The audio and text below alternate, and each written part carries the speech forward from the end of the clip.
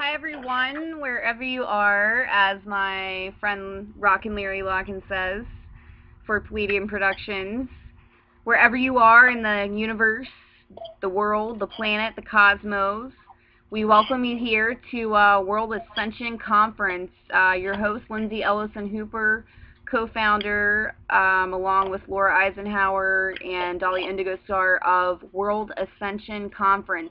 Thank you so much for tuning in. Grab your earbuds. It's going to be an amazing. It's going to be an amazing show, or not show, I like to say, but a wonderful interview with one of my dear friends, who has helped me spiritually grow so much throughout the years, and she's had some amazing experiences in her life. I'm so proud of her for the things she's been through.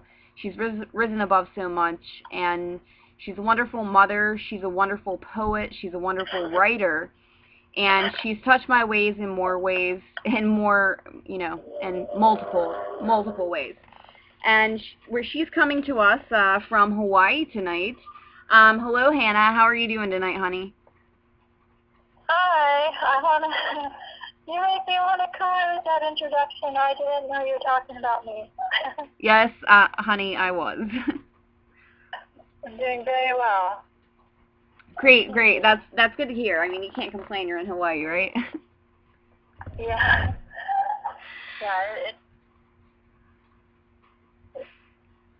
What time is it where you are? It's actually 1:38 a.m. I had an interview earlier, and it was scheduled at 1, but we kind of just kept it up in the air just in case, and that's why, I guess we're sitting here right now. It's like synchronicity, Like I spoke with Graham earlier, for Scott in New Zealand, just going with the flow. Every pattern in life repeats itself, and we never know what to expect, and that's why you live in the moment, you live in the now, and you go with the flow. And I was told to call you and just say, hey, see how you were doing, to check up on you, and here we are. And I'm just, Hannah, I'm just really honored to have you here tonight. I'm very honored to be here. I never talk like this to more than just one person. Very introverted, so this is huge, and I definitely thank you for having me on here, trusting me not to totally weird out. Well, no, here's the deal. We all weird out sometimes going through an ascension process, or an enlightenment, or any kind of awakening, whatever, life-changing event. And that's just what happens, and it's not being weird, it's just being yourself.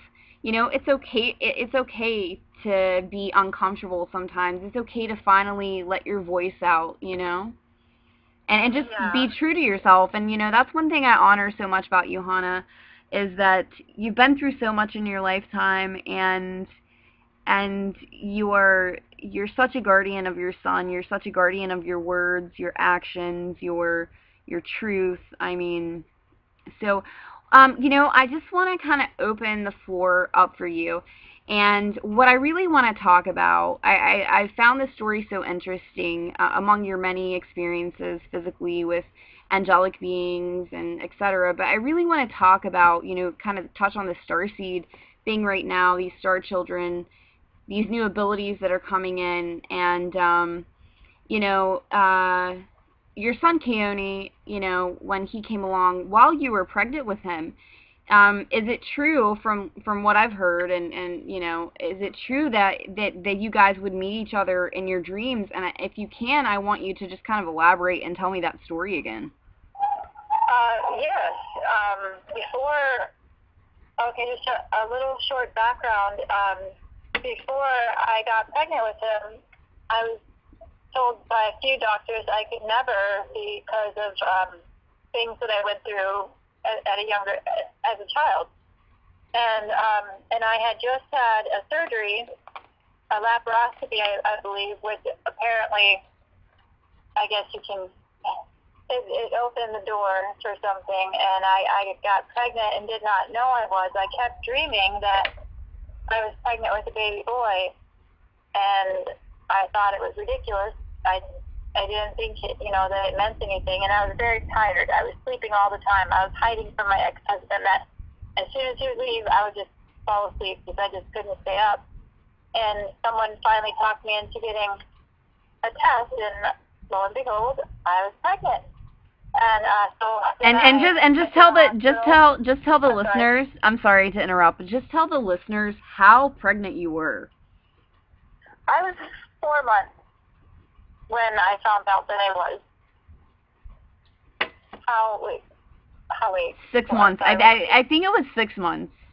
Almost 6 months. It was between 4 and 6 months. You had no idea. I think that's what we spoke about a while back. Yeah, it was a little bit more than 4 months, but I can't recall the exact amount. I know it was a lot, and I was shocked. Well, we all know that Jet Li is a scientific proven fact, documents explaining his mother was pregnant with him for 12 months. My partner,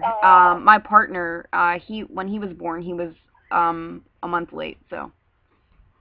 Well, I only knew about Keoni for about 2.5 months before he actually came into the world. He came. They say he came early. But I was very pregnant when I found out I was, but just didn't really show. I was just tired. But the moment that I found out for sure that I was pregnant, and they checked at the hospital, and they found him in my uterus, because they took me in an ambulance. It was kind of ridiculous, telling me that it's tubal, there's no way. But then they found him in my uterus, and I don't think I was pregnant enough for them to tell what it was.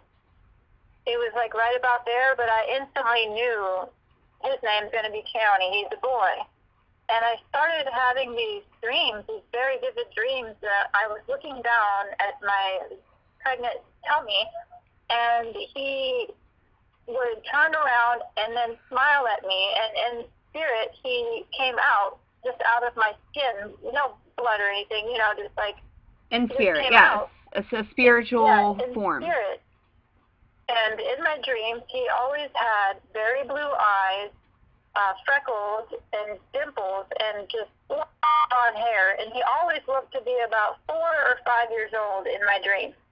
And we would spin around. He would grab my hands and say, "Mommy, let's play." And we would spin around like in circles and circles and just laugh and laugh. And then at the end, he would say, "Okay, Mommy, I'm tired. I'm going back in." And he would go back into my tummy. And I would wake up, and I would, I was like so excited. I kept having these dreams, and I would tell my mom and my husband at the time, and whoever would listen, I'd be like, "Look, he looks this." I described exactly what he looked like in my dream, and what he said, and how we played. And my mom was kind of funny. She was like, "There's no way your son is going to come out with blue eyes, because your husband has brown eyes, and my husband has the bluest eyes ever, and your brother came out with brown eyes." And you have, honey, you have green eyes. It's interesting, and I just want to interject. I just want to share something as well. When I was 16, that's when I started praying that I would have the heart of my grandfather. It was a prayer I said every night, because he was an amazing man. He worked 3 jobs, one as a county commissioner, voted in for 3 straight terms, and on top of working for the post office, he would get home from commissioner meetings at 2 a.m. at 11, sometimes 1 o'clock at night, and wake up to work for the post office, on top of beginning his business in 1962. And people told him, "Oh, you should quit, you should do this, do that." And he said no. And they never really got super comfortable until the 80s, right? And he was still a county commissioner in the 80s. And, and I see that coming to fruition, because now I work so hard. And I spoke with him today, called him to check on him. And he was like, what? I said, "What have you been up to?" And he told me, and he said, "What about you?" I said, "I've just been working." I said, "I had 3-4 interviews today, this, that." And he's like, "Well, please don't work so hard that you're in my shape right now." And not his, he's not in a bad spiritual shape, but he just, he was one of 11 brothers, or he was one of 8 brothers and sisters. And, And he picked cotton. You know what I mean? From the time Yeah. from the time he was a boy. And but anyway, but the interesting thing about my grandfather, his name is Russell Dellinger, and he has such an amazing legacy in my eyes. He's always been my hero. And I told him when I was 16, I said, one day, Paw, I said, I'm going to have a boy. I said, I'm going to name him Russell, and he's going to be left-handed just like you. Because my grandfather was the only left-handed person in my family. Oh. And when I was 24, I gave birth to a baby boy. And I named him Russell. And you're 24? When I was 24, I gave birth to a baby boy named Russell, and I named him Russell, just like I told my grandfather. And he's also left-handed, just like my grandfather, just like I told my grandfather would happen. I was 24.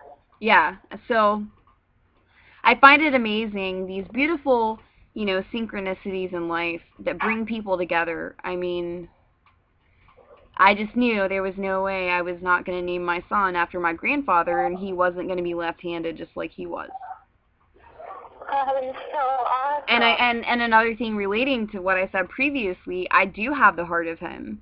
I have gained the unconditional, headstrong, stubborn, not going to give up. I've had people tell me, because this past month we've had so many technical glitches, well, Lindsey, get your own server so you won't be tracked, etc. I've had people tell me, maybe you should go into another field, and I'm like, are you kidding me? I said, this is my truth, I have to live it. It's my duty to be the change I just want to see in the world, and I will die trying. I really will, because if we are not our brother's keeper, and being our brother's keeper means, that goes for all humanity. What are we? What good are we to this world? Yeah, and we all have to start with ourselves. If we are not living our truth and living the way someone else says we should, then we're not helping the world at all. Precisely, Hannah. I could not agree more. I love your wisdom. I love your words, how you choose them so eloquently, and that's so true. That's so true, because I was speaking earlier today about society. We're never gonna, and the species will, or this planet will never heal until we dig down deep into what's inside of us. Yeah, because we're each uniquely made, and each of us have a purpose that no one else can do. We're not made to sit in a box and all do the same thing. We're all created to do something absolutely wonderful that nobody can do better than ourselves, because that's what we're made to do.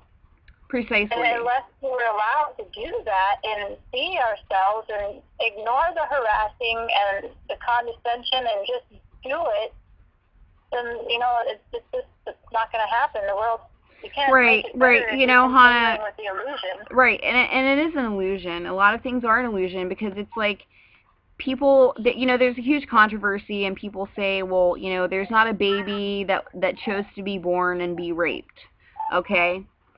But yet there may have been a man who chose to be born in a certain situation and give in to his history and etc.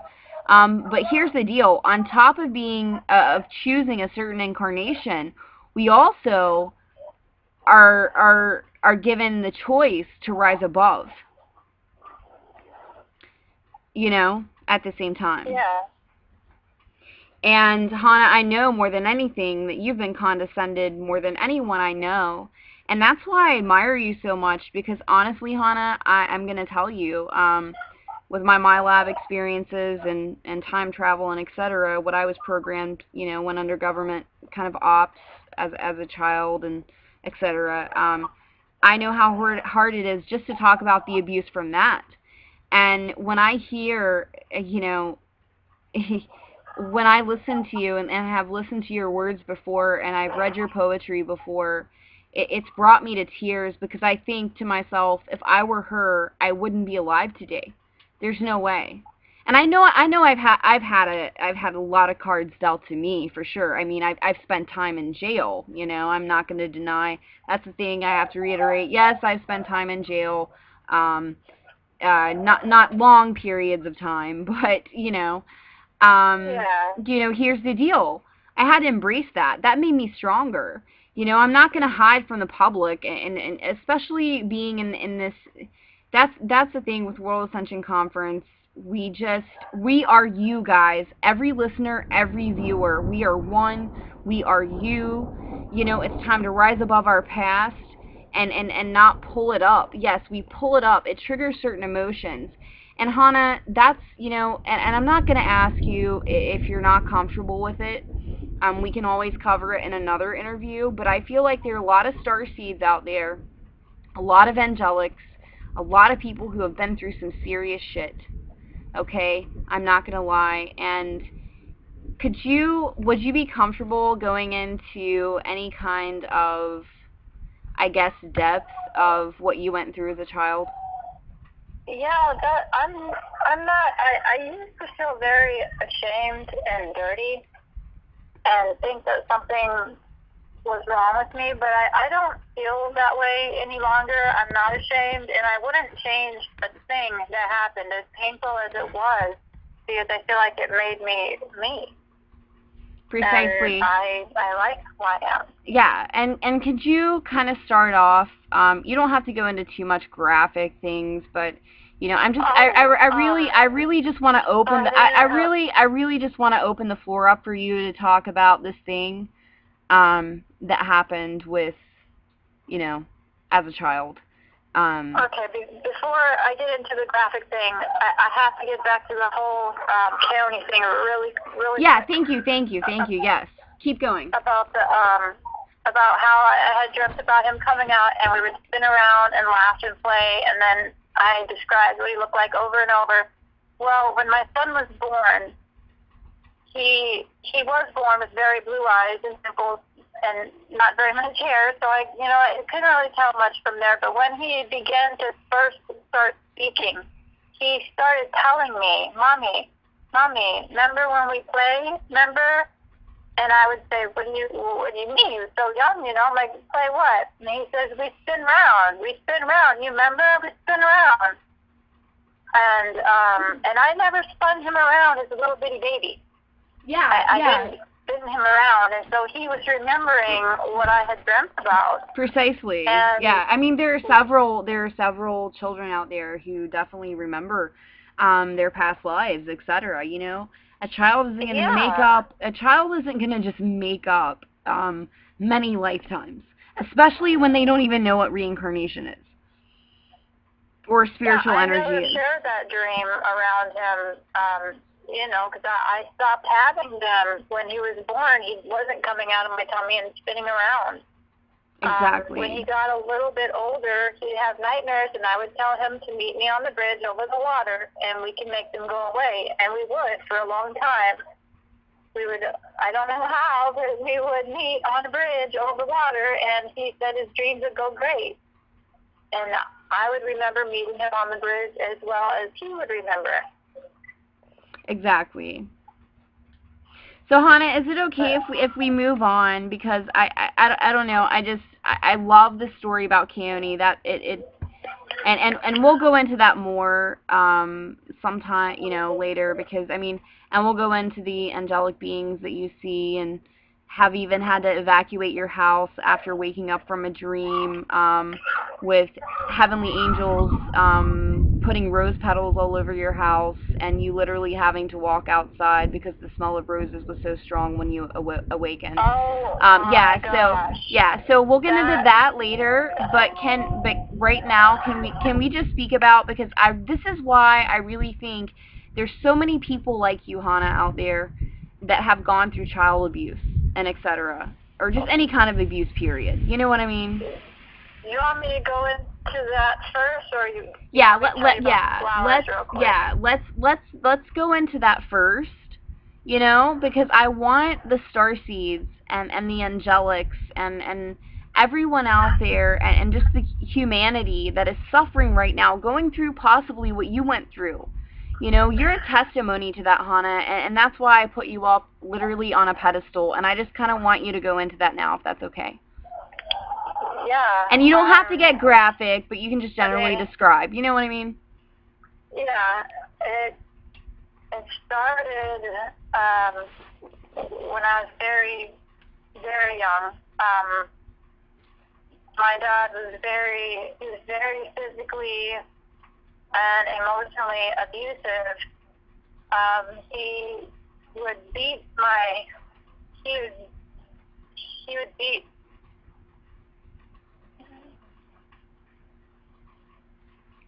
he would beat my brother and my sister more than me because when I think like one, my mom said I was crying too much and he punched me in my face and broke all the blood vessels in my eye and my head swelled and he thought that he killed me. And so he felt like I guess I was more fragile, even though he did beat me too. He let his friends touch us, my sister and I, like he was pimping us out. I don't know how to explain. We had this one specific babysitter, and it was bad. He would touch us and expose himself, and I was really, really young, but I felt like it was wrong. And I tried to talk to my mom, and she said, "You don't talk like that about people. You keep it up, and I'm going to tell your dad, and you're going to get it." So I felt helpless, and they continued to let this guy, Larry, watch us. And finally, my mom's friend had come over to borrow peanut butter, and I begged if I could walk her back home, begged and begged. And finally, my mom said, "Go ahead."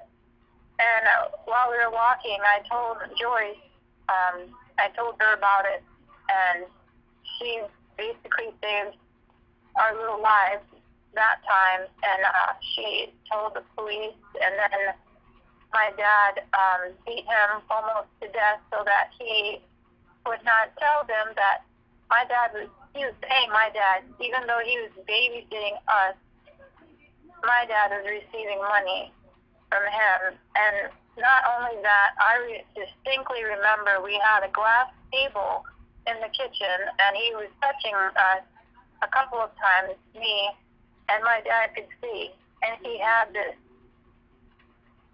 horrible smile on his face. I don't know how to describe it. Like he knew what was happening, and he liked it. And we went to some odd churches, and he would hook up with people who had the same disgusting habits, or I don't know what to call it. Desires as him, and their kids were getting touched, and we were getting touched, and they were supposed to be Bible studies, and Hannah, let me remind the viewers, this is not to criticize Christianity. No, not at all. By any means, because that's both Hannah and I's foundation. That Christ consciousness. But it's like with any cult or religion or belief system, even if it relies on cliques and friends and etc., that cliques and friendships can be just like a church, a cult, okay, to where they don't allow anyone else in, and when a newcomer comes aboard for Sunday night football, they judge them up and down for 2 years. You know what I'm saying? Before they're accepted. So let's get real about the cliques and cults, and like I said, I always said, be careful what you give your emotions to. So go ahead, Hannah. Yeah, it was not the churches. When I was younger, I didn't understand, and I blamed the churches, but it wasn't. It was a few in the churches that were there specifically to target people that some were, like my mom was spiritually lost. She was not a dirty, she was nothing like my father. She was clueless to some things, and she's admitted to a lot. I'm writing a book as well, and she I read it to her, and as upsetting as it is, because it's very real and it tells it all, she said she would sign off on that, and so that, not, you know, there's no threat to sue me and say I made it up or whatnot. Well, yeah, I mean, and that's the thing is, you know, here's the deal. Whether it's an abusive relationship, sexually, etc. Here's the deal. Any kind of abusive relationship, you feel trapped and you ignore it and you put it out of your mind. A lot of women do. I was there. I was in a really toxic relationship, not to that point, but just as devastating in certain ways. So, you know, I totally understand. And Hannah, I don't want you to have to get too much into this. You know, you can wrap it up really soon with this part of it, because I just want the viewers to, and the listeners to know right now that women go through this. Women go through this intense fucking shit, not only done by random rapists, but by the hands of their own family, and infused by some cultish religion. And it can happen to anyone, unfortunately, possibly. But either way, Hannah, I just want to say thank you for sharing that. I really think that you know, because what happened after that, you know, you grew up, you continued to live your life while your father, you know, put you in a certain position with other men, and we'll just end it at that, because I think that's, you know, I think you've done an amazing job, and you've had great strength for standing up and saying this to the viewers and the listeners. So, one last thing I'll say about it is, a lot of it I had forgotten on purpose. A doctor said I did it. It was a survival mechanism to be able to keep some kind of sanity. And when I moved back to Hawaii and next to a building that was right next to my dad, we would, you know, we would go to movies once a week, and he would start saying like inappropriate things, and then I started having these crazy dreams about him doing stuff and his friends doing stuff. And I had called my grandmother and asked her, you know, what the heck? What do you think's going on? I'm dreaming this and that. And she mentioned, oh, you should go to this one people's house. You guys had weird Bible studies over there all the time. Maybe they can help you out. I called this woman. Oh, is this the story where they fed you that poison pie? Yes. You know, Hannah, Hannah, do you mind if I tell that story really quick for you? Yeah, go ahead. Okay, so Hannah, this imprinted on my mind the first time she told me this. So I do have the memory of an elephant, so I'm just going to go ahead with it.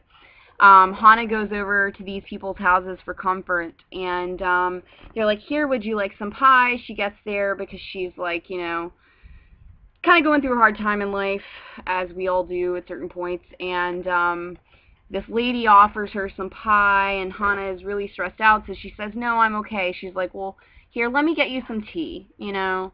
So Hannah drinks this tea while she doesn't remember anything.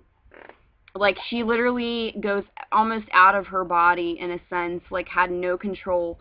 I don't know how she physically gained control of her body and stayed awake during this process. But they basically tried to rape her, pull her back into the house while she was drugged. She still has no idea, Hannah has no idea how she made it to the car. She called a friend to help her and meet her kind of at the end of the driveway.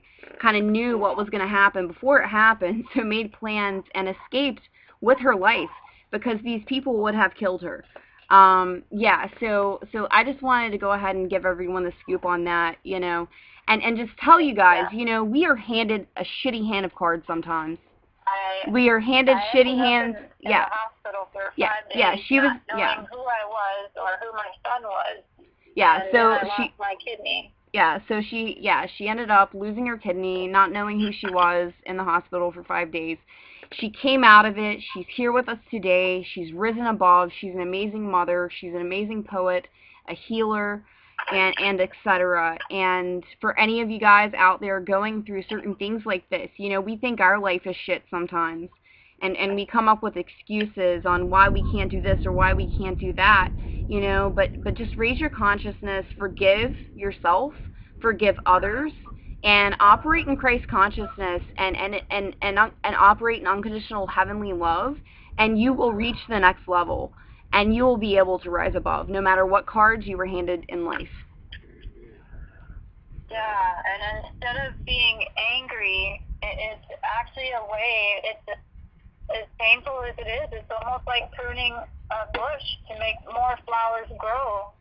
You know, it hurts and it sucks, but there's no sense in being angry. I'm like grateful that all that happened, even though I did lose my kidney and Hannah, you suffered so much already. That's what I'm saying. Like, and you know, I suffered a lot. Just like earlier in the interview, I was like, I went to jail. You know, let's not be ashamed of our past. Let's embrace what society thinks is wrong. You know, Hillary Clinton's getting off with a lot of shit right now. But if any of us would have done it, we would have been serving life in prison. So, you know what I'm saying? Yeah. So let's just, you know, get on with that. And Hannah, you know, I just want to say, you know, what, you know, as we end this interview, this is part 1 with you and I, by the way. We will continue part 2, everyone, in a few days, or possibly tomorrow. We'll see what happens. But is there anyone you want to say for the women out there, or even men out there who have gone through any kind of sodomy, any kind of abuse, any kind of self-doubt? I want to open the floor up for just some advice for people.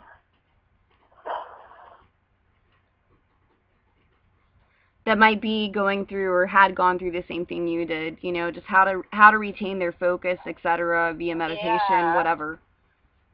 And just know you're not alone at all, and you're not dirty, and it's nothing that you did that caused anything, no matter what you've been told or possibly being told. If it's anything, it's the light that is hated inside of you. That I found out that was my big thing, was the light, that my father hated it and wanted to put it out, and he never did. Exactly. Yeah, exactly. That's the thing, and I totally agree. You're not alone. And you know, if you need to contact Hannah, simply you can contact me through Facebook as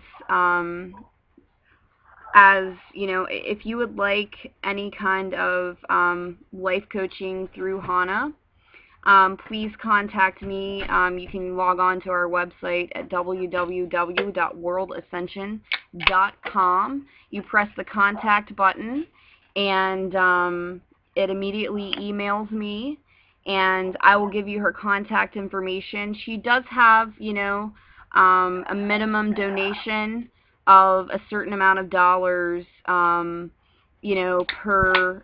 She doesn't do readings, but she does do counseling, and she's amazing.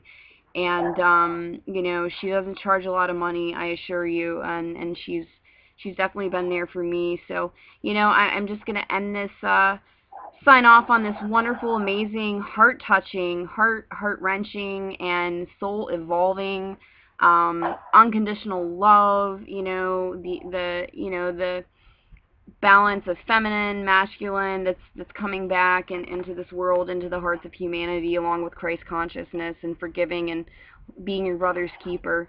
Who are we if we're not making a difference and speaking out and sharing, saying, hey, I'm just like you.